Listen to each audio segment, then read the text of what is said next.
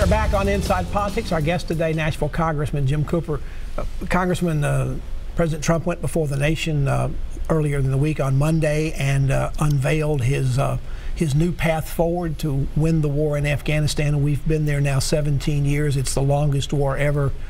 Does he know something nobody else does about how to win this in terms of talking with his generals? It doesn't look like on the surface there's anything there that's going to make a huge difference. We're not increasing troops that much.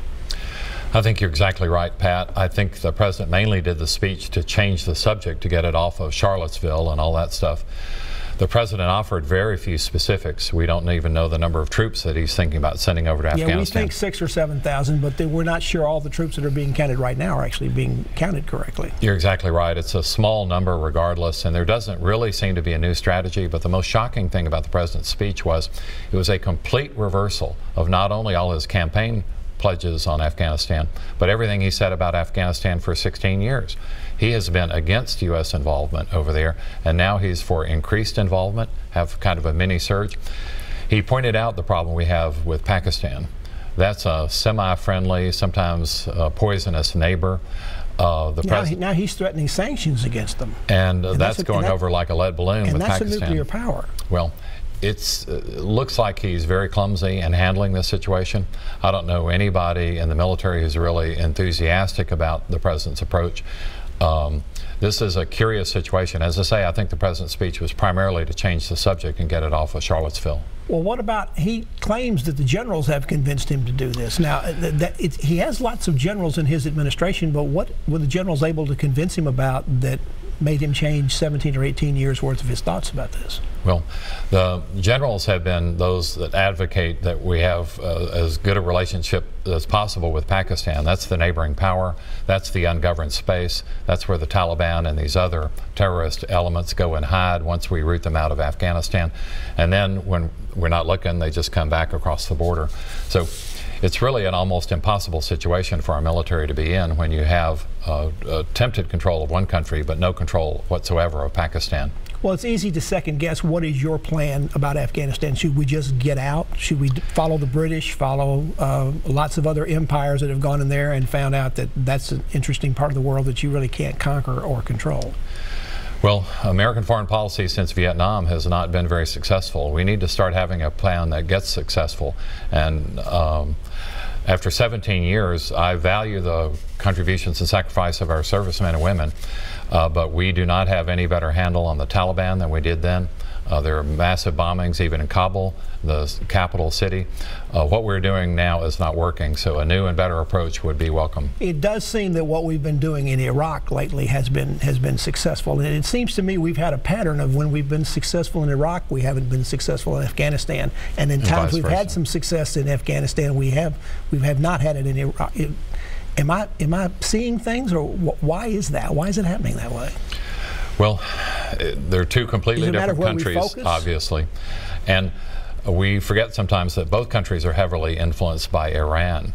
And Iran has an interest now in hurting ISIS. So Iran has been working through Iraq to try to get at ISIS.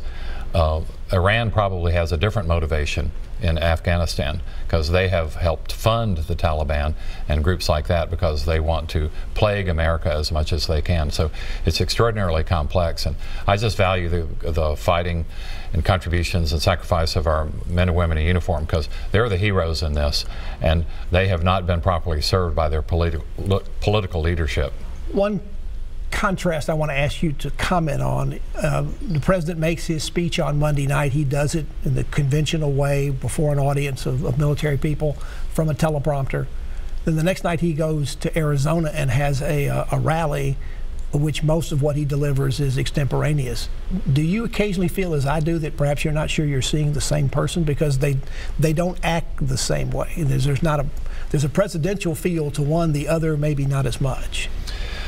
Well, if you want to advocate for the president, you'd say one was a presidential speech, the other was a campaign rally. But really, the president should not be campaigning, you know, for the 2020 race here 3 years in advance of that. I thought it was jarring and out of place, and in many ways deeply disturbing, because we want a president that we can count on. We want a president who's seen by foreign leaders as strong and reliable. We want a country that's second to none. And right now, we're not seeing that. Senator Corker pointed this out when he said he doubted that we had the stability or the competence in the White House to really get the job done. And that's a pretty harsh criticism from a fellow Republican on the president. But most Republicans I know are at least saying that in private, if not in public. So I give Senator Corker credit for being that outspoken and that honest. In some ways, Senator Corker was probably what you'd call first over the wall, and usually those are the people that do get shot, at least shot at. But you say you see this from other Republicans privately. Is there going to be a time, or do we reach a critical mass where more people start saying that publicly? Well, look at Senator McCain in Arizona or Senator Flake.